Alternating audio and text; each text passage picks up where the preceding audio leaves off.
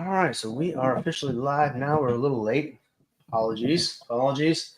Um, so if people start watching this, which we don't have anybody watching right now, but they will start jumping in. So we already got two already. So if anybody wants to hop in here, I will link the link here down in the chat here in just a minute. But get joined with Coach Brian Clee from Michigan. If you don't know who he is, he did a little session with me. What was it? 3-4 weeks ago again, Coach? It's 3 weeks already. It was we good talked about stuff, mesh. man. We talked about mesh and how I would run mesh out of a 2x2 set. We didn't even hop into 3x1 yet. Coach is going to throw the damn wheel, man. Let's. and then Coach was talking about how he would defend it and whatnot. Mm-hmm. So if you haven't seen that video, he's got it linked on his YouTube channel. And Coach, I'm going to let you plug yours here in a minute.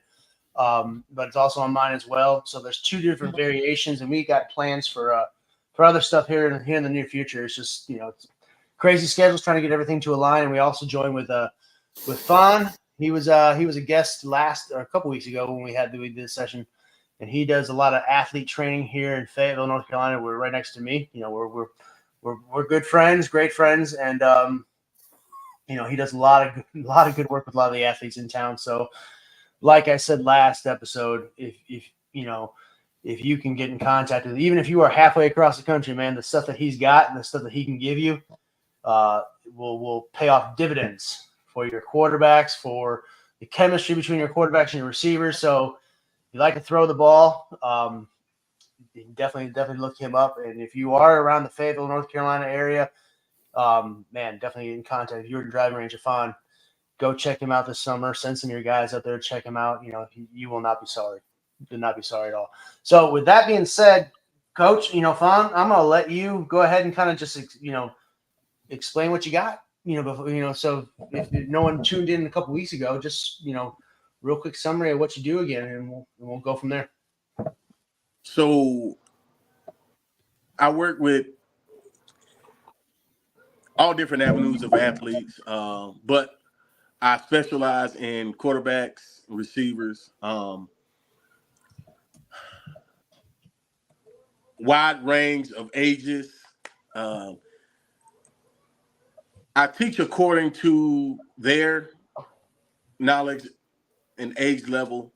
Like my guys, I have a few guys that are younger that are a little bit more developed, and I challenge them to their development level and a little bit ahead of time just to push them and make sure I'm giving them that knowledge to get them to the next level.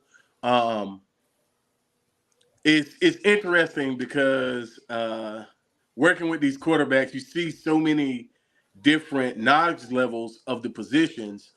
And for me, it's great challenging them to be more of a cerebral quarterback than just understanding, oh, I can throw the ball, or, I can run the ball, or I want to be the main player to touch the ball.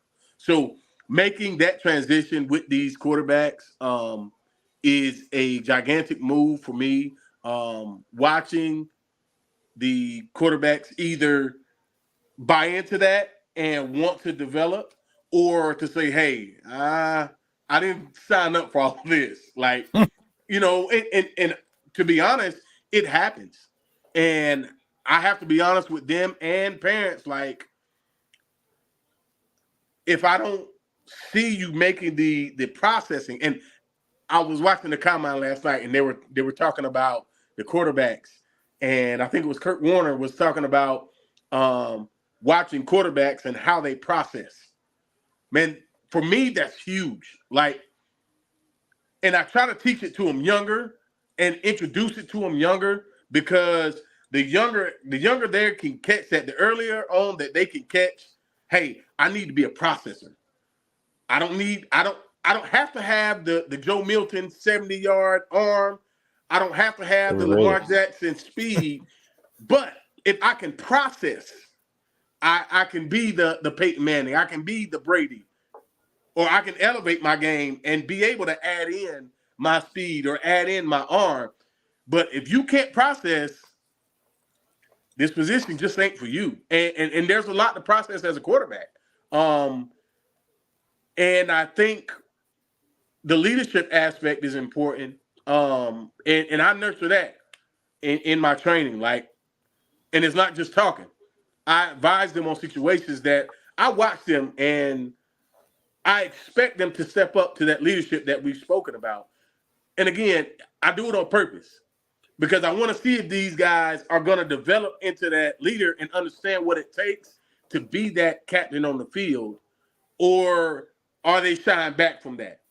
Now, at a certain point, hey, maybe this ain't for you. But for some, hey, let's have this conversation around what's going on, and they grab it and they run with it.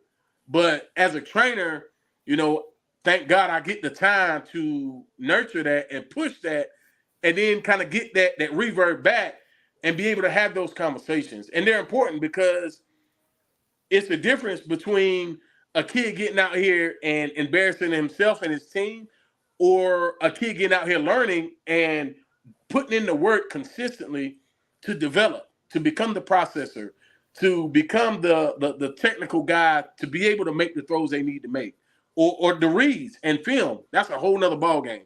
But again, for my high school guys, my middle school guys that are a lot more developed, hey, I invite them over. I talk to them about watching film. These are the things you should be looking for. You're watching film.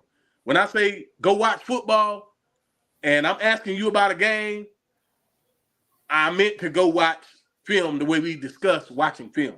Like, you as a quarterback, especially you're learning, you don't get to watch football like everybody else watch football anymore, because if you want to be that great quarterback, that's an advantage that you get. You get to watch other guys play.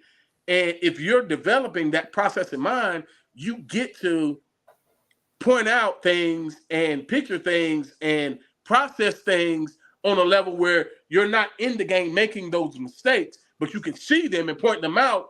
So you're learning these things. So, again, quarterbacks is my specialty.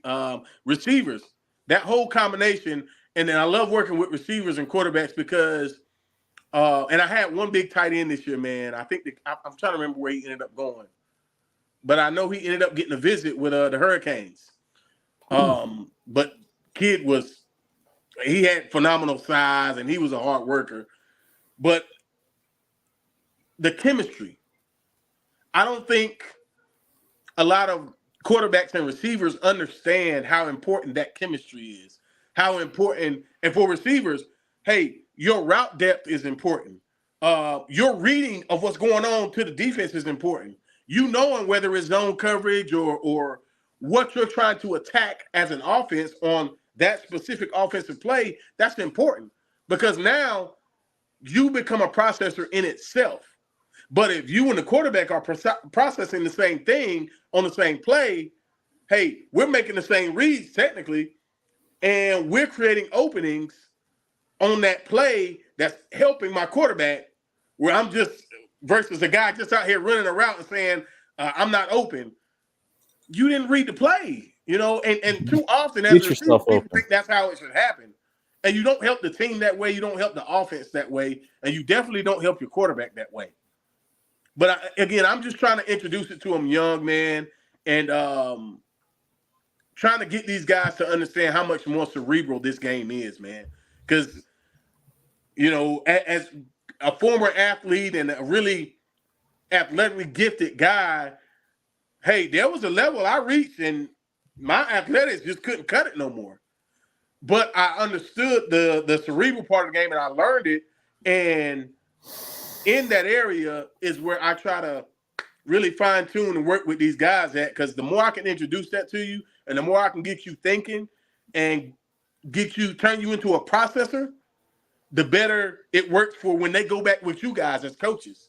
When they go back, you can do more with a quarterback that's a cerebral guy than just a quarterback who can throw or who can just run. Now I got to teach you how to be a quarterback while I'm trying to teach you the offense, versus, hey, I don't got to teach you how to be a quarterback. I don't even got to teach you how to be a processor. I just got to tell you what we're trying to attack and how we're trying to do it. And now I can go to coaching different aspects of the game. So that's just a part of what I do, man, and why I do it. No, you touched on it right there. Because I've witnessed you in person multiple times. And, the athletes that you have, you don't know their offense. So you're not saying, hey, we're going to run Z shallow, Y, Y, whatever it might be. You're not doing that. You're saying, hey, we're going to run this. I'm going to put you in a scenario and we're going to do this. But not only are you telling them, you're reading, okay, we're looking for this window, or if we're getting this kind of coverage, we're looking for this. But what I love about it, and it kind of runs me into my next point, is you're telling them why, or you're asking them to tell you why, or making them understand why. Why are we doing this? Why are you looking for this? Based on the look that the defense is giving us, why are we doing this? And that jumps right into the film stuff, like we talked about a couple weeks ago. You can have players watch film all day long, but does it really do them good if they can't tell you why they're watching it or what they are looking for? That is the number one thing. Right. I mean, I could have my receivers and it'll show up on Huddle that they watched it for 2 hours today. Okay. Then I come on practice on Monday. What did you learn? They can't tell me anything. All they were just watching highlights. I'm not saying that happened, but I'm just saying that's no good. That's like a waste of time. So as coaches, we have to kind of tell them what we're expecting. We have to communicate to them. I need you to watch this. I need you to watch this. I need you to, you need to be able to tell me why we are running this kind of route, this particular situation, the down and distance, positioning on the field. Why are we doing it? Can you tell me that?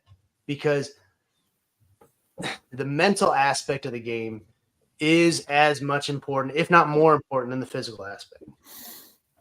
And it starts with us, but it also goes in through you, Fawn, as well, because you're teaching it as well, and you're actually just reinforcing it, in my opinion, based on what I've seen you do. Because you aren't working with a specific because one time last summer, I came to one of your sessions, Fawn, because you had my son. You worked directly with my son, and he was running routes with some of these quarterbacks.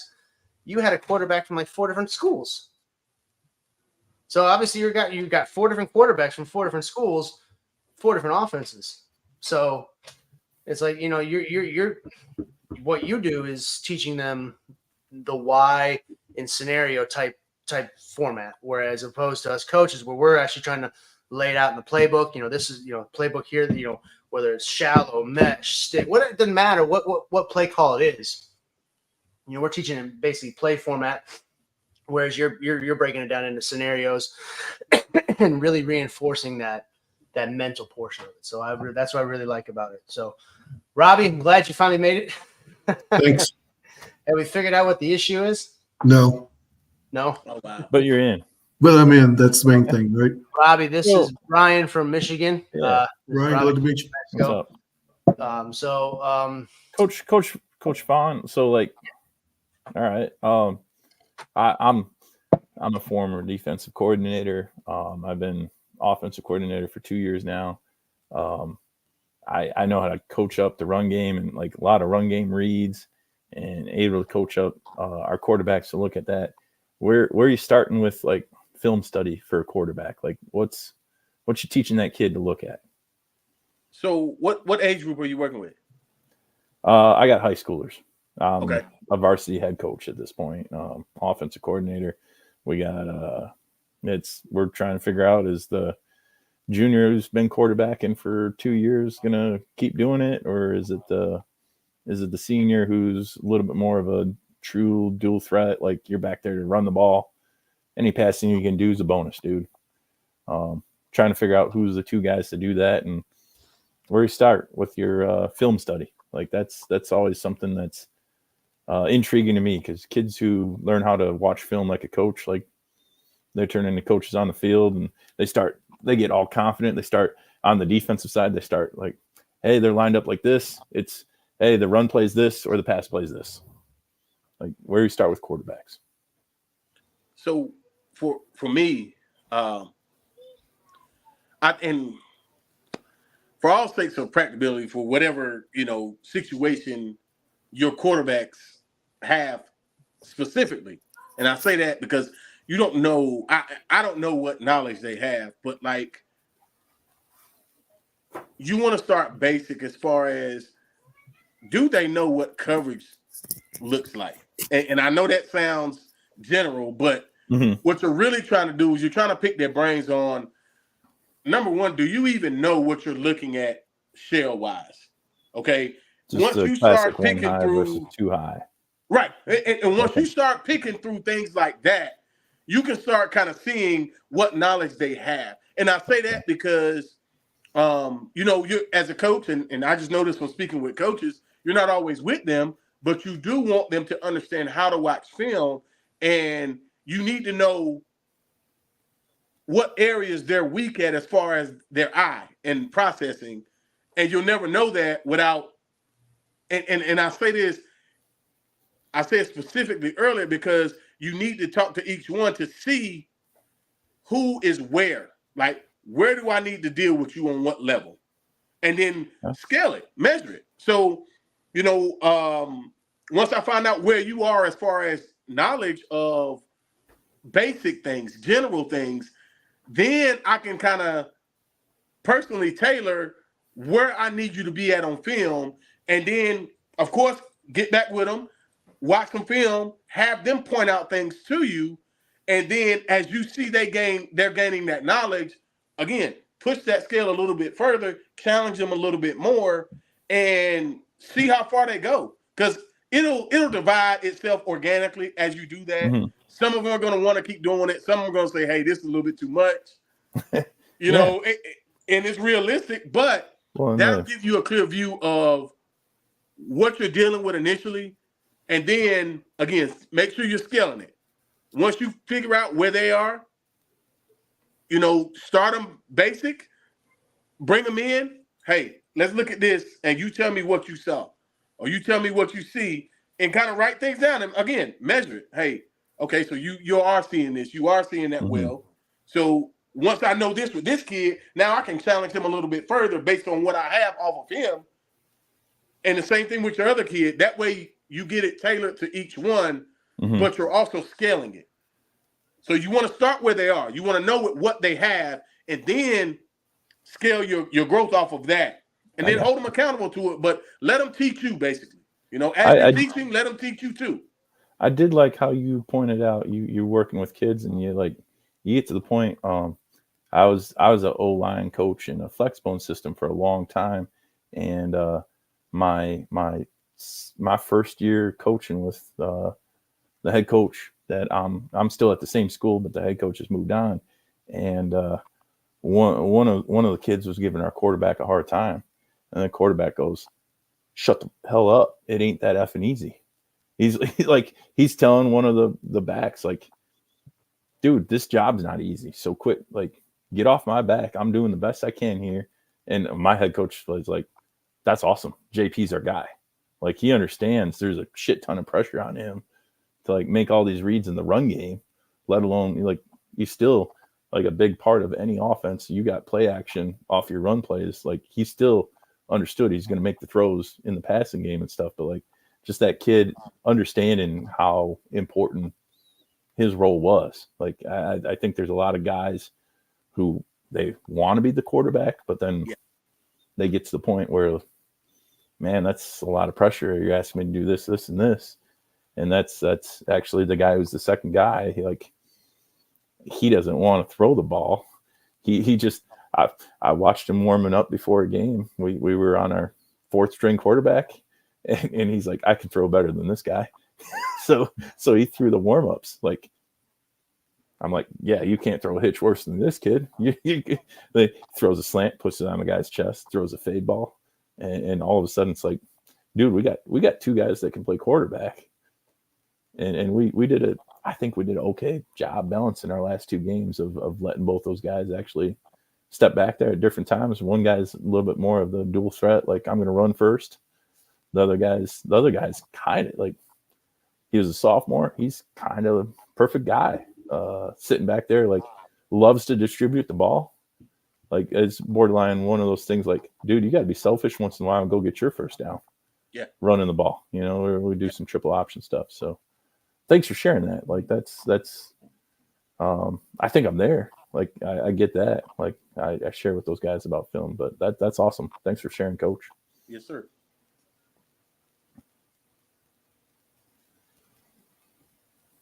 right.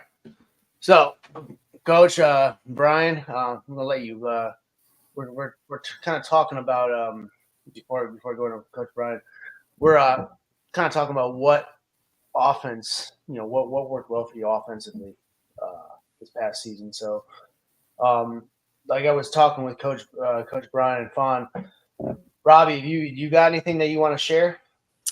I'm just here to listen right now. I mean, I can always share something, but Because I was telling them earlier that I kind of want to just give them a platform. So, Brian, I'm going to kind of give you the floor here in a minute. If you got some stuff, and I'll you share up what worked well for you offensively.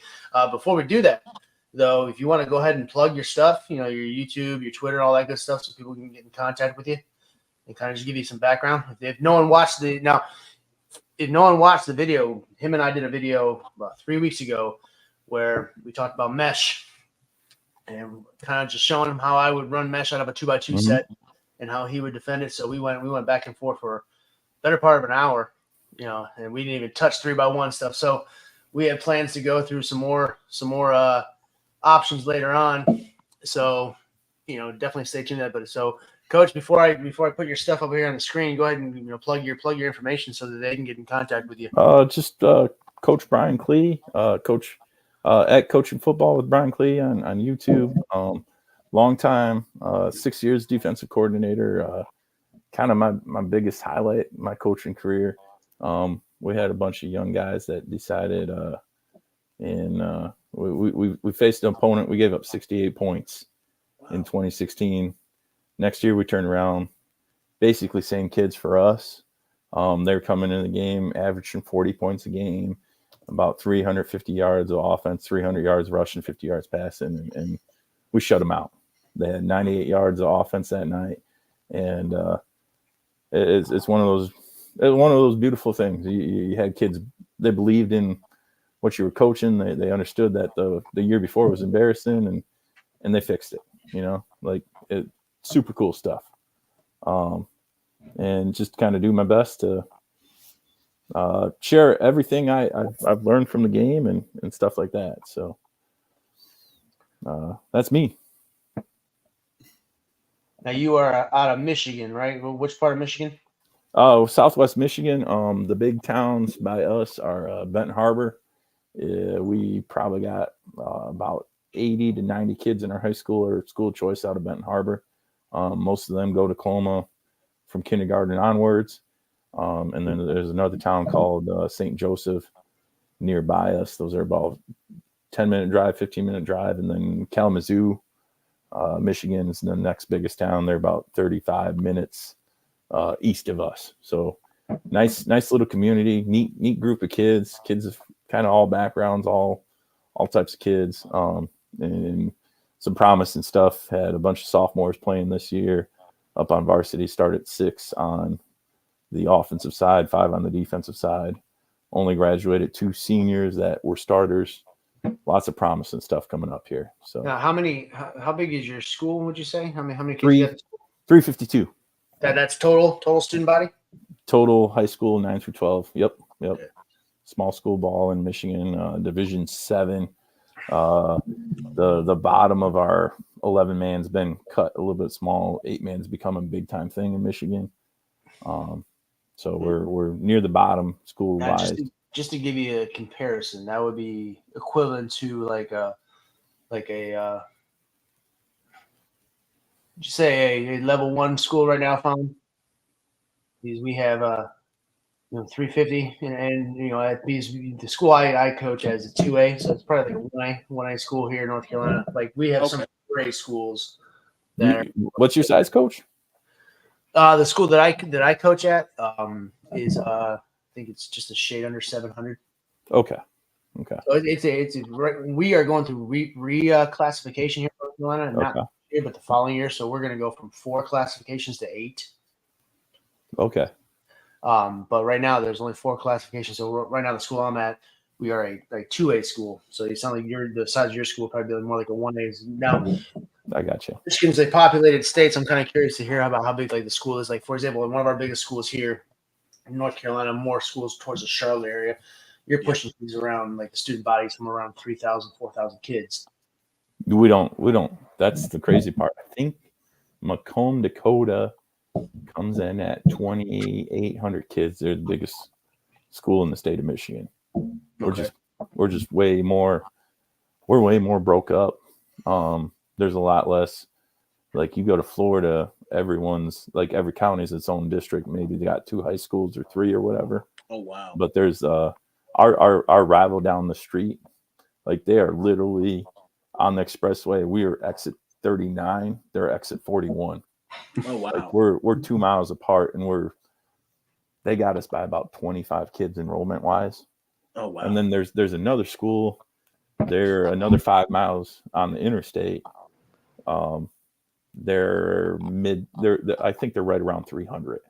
Like there's a lot more stubborn local identity in Michigan, for better or worse. There's tons of reasons to argue why maybe we should be joined. There's tons of reasons to argue why everyone's broken up the way they are. So. Okay. Well, the floor is yours as far as what worked well offensively. I'm going to give you about 25 minutes. Is that good? Yeah, you yell at me, man. You yell at me when to stop. You got my screen then? Yeah, we can see it. Okay. A little blurry. We'll get to the end zone view, but this is our very first game. Number 4 there making moves.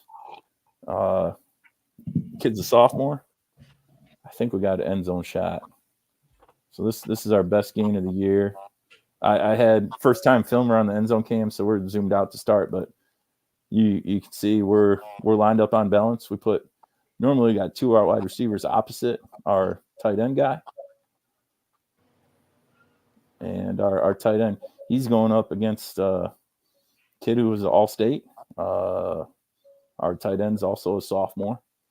And on power, he made the call here. He says, I'm going to base block this kid.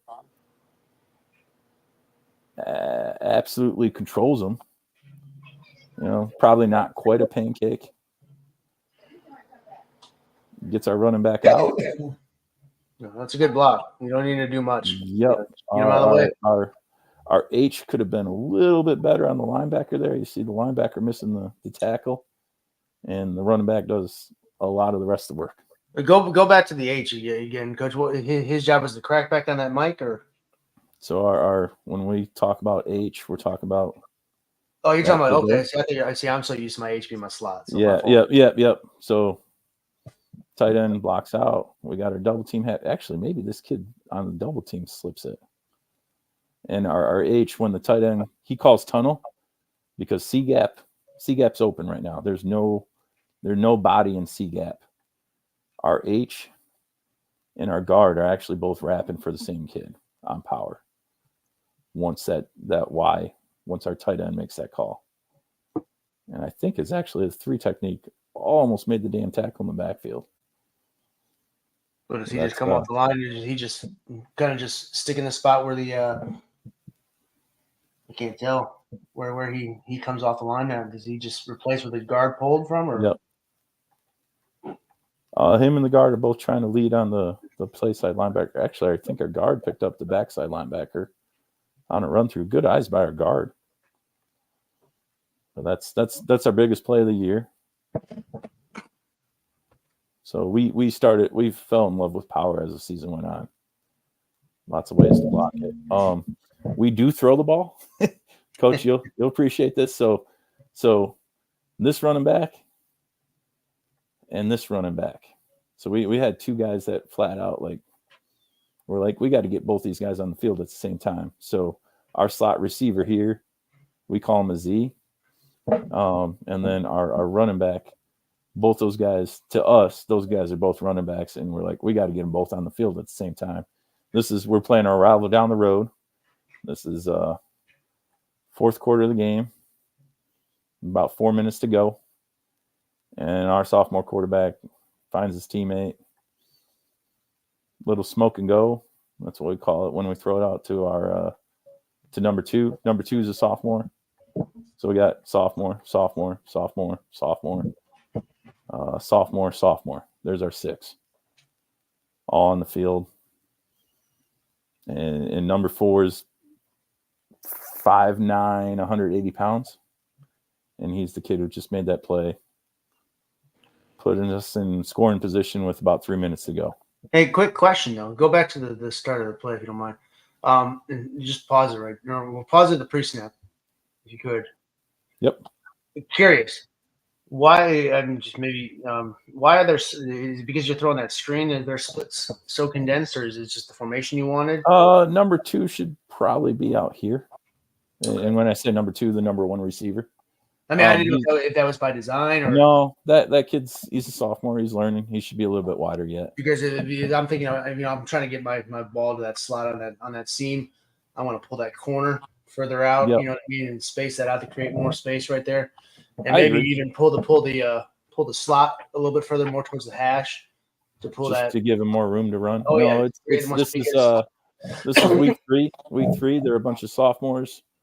And what happened, unfortunately, this is week 4, but unfortunately in week 3, our starting X receiver, he got concussed. Like if it was Saturday football, the kid he was playing against would have been thrown out of the game because he had a helmet come up through the chin strap, classic targeting.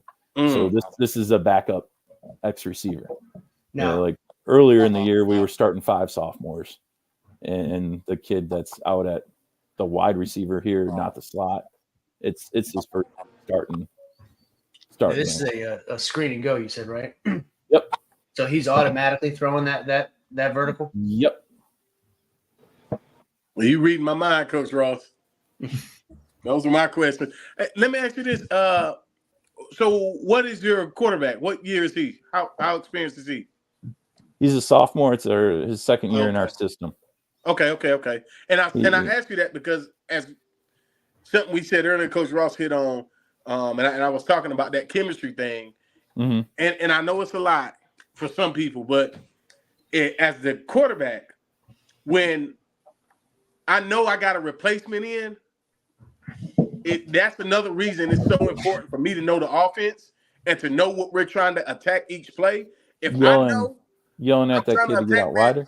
Yes, as a quarterback, I need to widen him out, and not even just for him being in the right spot for the offense, but as I'm looking at the defense and I know what we're trying to attack, which is that seam, I don't want that bunched up. I want that to spread out. So as a quarterback, I look out there and see that before I call that snap. I'm like, hey, you gotta widen out. It ain't giving the play away nothing. You just really putting him in position to help set up that deep route without so much congestion in there. And again, it's just a thought. No, I think you're right. Like that's where. So like, truth be told, and you'll see it on if we watch enough plays here. 23 becomes he's the backup quarterback by the end of the season. The kid at running back, and number 4 here, he's got a great quarterback. His first name is Maverick, great quarterback name, right? Right.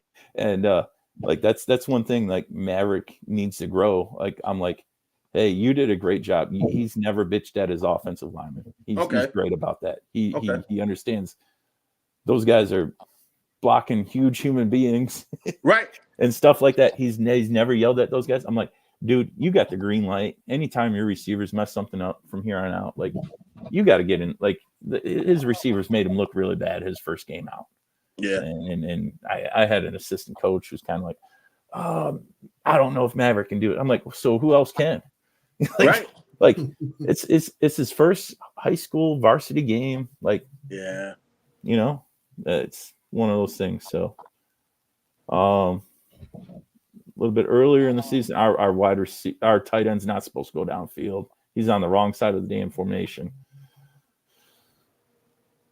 But a little bubble and go. Wow.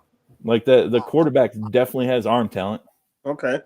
He ain't leaving that short. So that was number 2. That was his second game starting at X. Because this is his first game. Our split's a little better. I agree, Coach. For whatever reason, it was late in the game. That other clip, number 2 kind of shortened his split. Here he flat out outruns the guy trying to cover him. Yeah. Corner's looking at the screen because number 4 is a hell of a football player. Mm. You see they're in some sort of quarters probably. Yeah. The safety pulled his trigger pretty hard there, and we had a one-on-one. This is who I want to be. This is week 8. Power and we just get going. Nice. Simple C-gap power. Nice double team by our guard tackle at the point of attack. What is the measurements on that running back there? He looks big. 6'2", 175. Wow. He is sneaky. He looks thicker than that. He is sneaky light. He wrestled 175, which means he weighed in at least 174 and 15 ounces, like 174.95 or whatever. He looks every bit of 6'2". I mean, Yep. And he's gonna compete for the you'll see him at quarterback at some point coming up here in a couple more plays. We ran a lot of quarterback power with him. This is a classic case of like dudes making plays. So I had swing. Everyone is worried about this kid right here, right? So it's supposed to be swing and go. If you watch, normally our Y has not spent a lot of time being split out, but right now he's got a cover 2 corner who's flat-footed. Yep. So this is supposed to be swing and go. Like if you telling me if number 8 just throws his hands for a half second and then slips this guy, he ain't wide open, man. Like we got something, right? Number 8, he's automatically thrown to the outside guy. He's looking outside in. So like again, number 8 down here, he screws this up. So does he have the option? I mean, I know he feels that pressure right there, but does he have that pressure just once? Okay, that ball down the sideline ain't there. Swing it out to this kid that's just on this little flat route right here. Right. He's not looking. He's not looking at that swing. We call it, so when I say swing, bubble, whatever you want to call it, to the slot guy here, the inside slot in our. This is a gold trio for us. No, this is green trips. Green trips. Like we're truly spread out, like you see. He's like, if number 8 did what he's supposed to do, I expect the ball to be thrown here at the 40-yard line. Right. And number 8 just didn't know the damn play. So the quarterback ends up stepping up.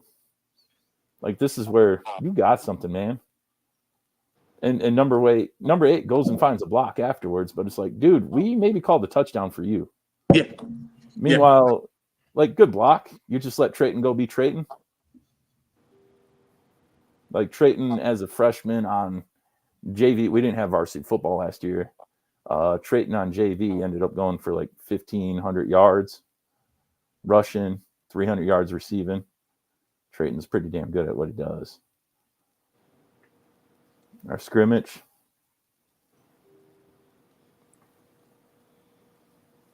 Hit the backside slant / post. That's a good play right there. Yep.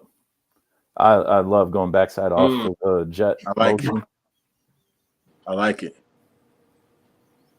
And that little guy, that's number 2 that you've been watching on all the film. So he's been out at X a little bit. Our starting X receiver, he's showing his damn rabbits at the county fair on the day of the scrimmage. So that's our backup X. But he looked pretty fast, Maybe a block in the back by our big tight end, but I like that play by design, like what it's doing with the coverage. Oh yeah, you're forcing. Like, is that safety going to come downhill? Corner's not inside leverage at the top of the screen. Right now, you're cooked, sir. Like, and we got the seam running down the middle that keeps that safety that one in the right middle there. of the field. That's the one I was looking at. That seam, how he pulled that safety out of that middle. He keeps that guy just deep enough that you got room to hit this underneath. Right. Now, one tag you could do off this too, Coach, is you keep obviously you hit that backside slant up, but you keep that jet and go up the sideline Okay. He Well, looks and slant and then comes back if no one's chasing. He has the option to throw that slant, then he comes back, and if no one keeps going, he just throws that. Well, and our quarterback, I think I called bazooka, so he's reading from the backside over. Yeah. But we got the wheel down the sideline wide open too. Yep. Yeah. Right there. Right now. Yep. I tell our quarterback, like, dude, we call switch pass, everybody's open. You just gotta lead the correct receiver, however the hell you want to lead them. You know, like, and right here, 40 that kid right there, he's doesn't have the best of hands. Okay. So he chose not to throw to him, which is fine. His buddy Cam's gonna go get the touchdown. Okay. Also, we found the worst Class C Division 7 district scrimmage in the state of Michigan. Man, we probably underthrow our tight end by just a little bit. So what is this play right here? What is he? Is it just? We're faking triple option in the backfield, and he's looking backside. So it's actually the same play. So when we call switch pass, somebody's running a post, somebody's running a wheel, somebody else is working a vertical in the seam. So does he have a progression of this, or does he have the automatic throw that? If we go, that's a great question. We go. So if we call switch pass right, he's reading one. He's reading seam first, wheel, and then swing route. So seam, wheel, swing. When we go bazooka, now he's reading backside to front side seam to wheel. Gotcha. And I know we called bazooka on this. He's looking at the tight end all the way on this. Yeah, he didn't come off the tight end. And there's no reason not to. Throw. He had to throw that. Yep. And our backside tackle, he should be working out to this.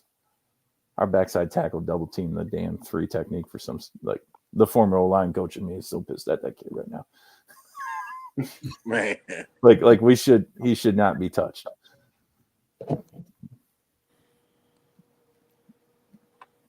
And our tight end's pretty pumped. Crazy thing, this is one of the more physical teams we saw. Second half, we got busy. I love outside zone. We don't pick up this linebacker on his run through. He should have went and made the play, but Forrest's pretty damn fast. Oh wow, yeah, he should have made that play. Jeez. Yes, really, 44. Free. Our H back, and again, coach calls his slot guy his H, right? Our H back should be looking back, pick him up, so we know we make it. Got that gift of shiftiness and speed. Oh, he's a very Now I'm kind of curious, Coach. I know because I'm kind of a when it comes to the blocking scheme at outside zone, I am I haven't been sold on a certain blocking scheme, but I mean I've kind of studied how Chip Kelly does it, and so play side like guard tackle. Say we're running outside zone to the left, right? Like okay. Yep. They are going to obviously take that first couple steps play side, but actually, I love this frame right here. We got a bunch of guys. They look like a bunch of clones up front. Ultimately, what they're trying to do is trying to wall off. Try and get to that play side shoulder and wall off their nearest defender. If they can't, then they're just going to carry them to the sideline. Yep. We tell kids, if you can't get them reached, go throw them. Go find a cheerleader, throw them into them. And then the backside from center to tackle backside. Again, same thing. They're trying to wall off and backside as well. Trying to wall off to the opposite sideline. I've seen so many different ways to block outside zone, and I've not been sold on one yet. But I mean, Chip Kelly's explanation of it is probably the easiest to teach, in my opinion, because it doesn't require much thinking. I'm kind of curious how you teach it. We're taking 3 steps and we're hooking up. Like that's I think we got to teach it a little bit more complex than that. But right here, you see 51. 51 is not. He's a very average football player. Our left tackle here, very average football player. He's 5'10", 175 pounds probably in this picture. He's up to 180 in the offseason right now. Like, he gets over there, he overtakes I don't know, I'd call that kid a 9 technique. Mm-hmm. And he gets over there and gets him reached.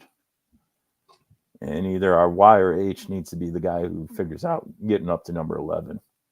The linebacker that I pointed out ran free. Yeah, was it number 22? Is it number 22? No, mid 23. 23 is the running back. He's a bonus guy. Yeah. He should turn. I'm pretty sure it's 23. He should turn right now. Right now he should. Yep. Back. Between 44 and 23, they should. One of those guys should pick up 11. And I personally, I'd rather our number 8 puts his right hand through the outside armpit of the tight end of the DN there, and it'd be nice if he picked up 11. Like that's how we're going to coach it up this upcoming year.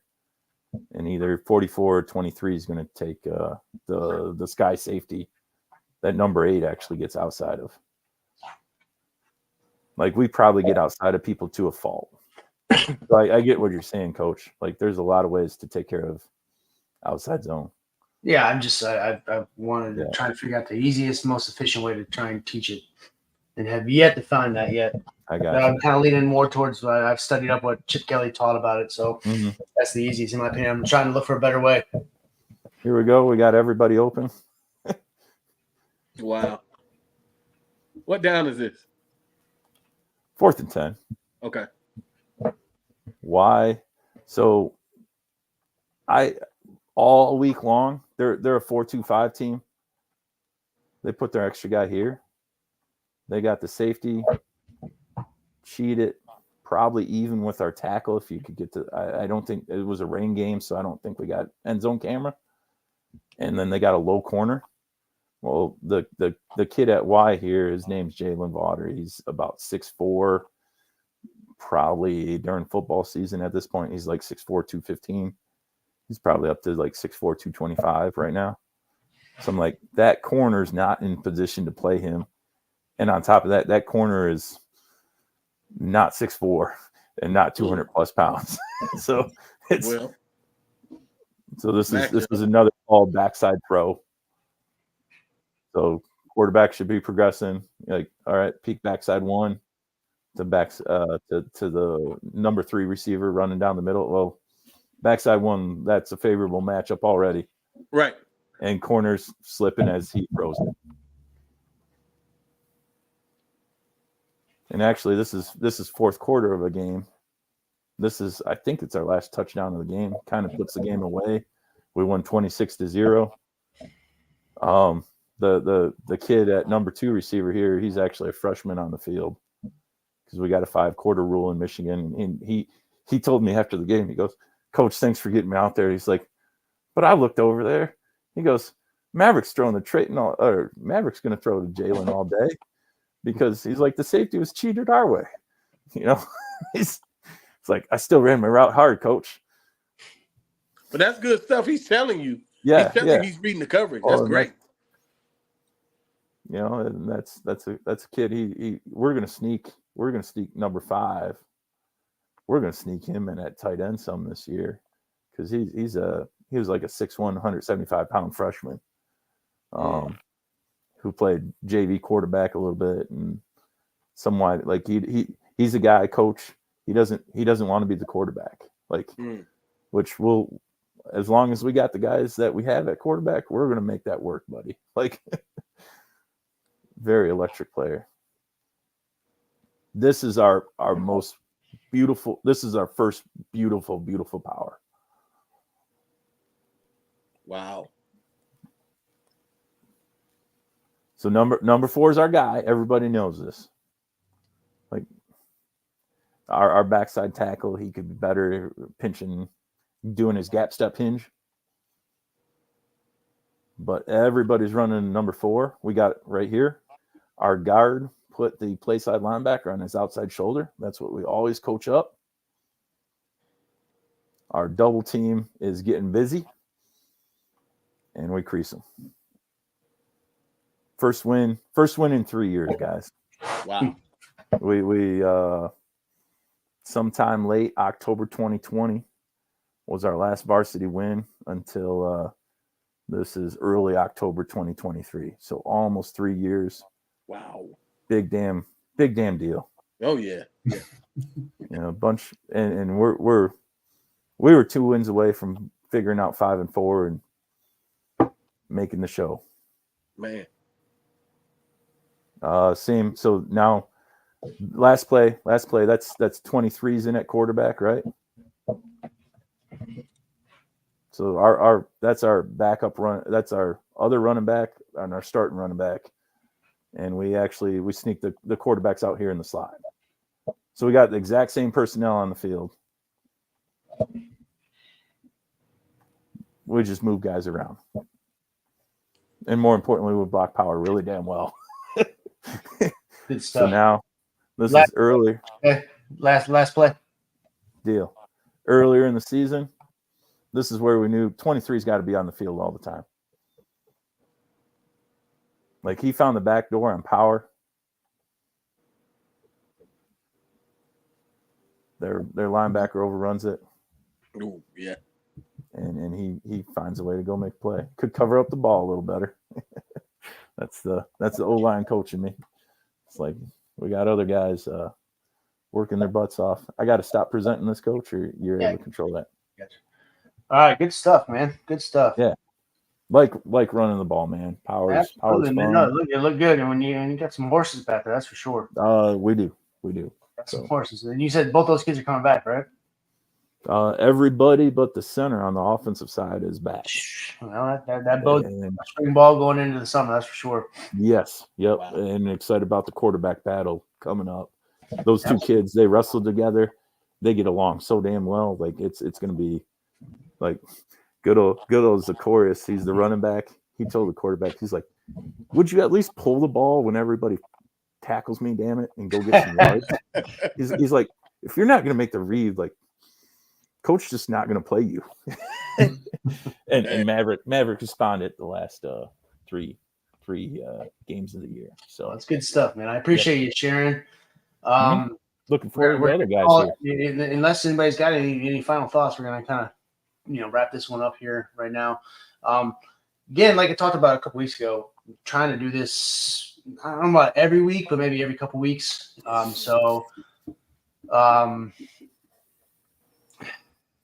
know. We'll think about a topic for next week and see what people want. Good to see you, Coach Matthews. Yeah, and absolutely. Looking forward to what you guys got to share, man. So we'll kind of lay out some copy. We can stay on the offensive side of the ball. We can move special teams. We never touch on.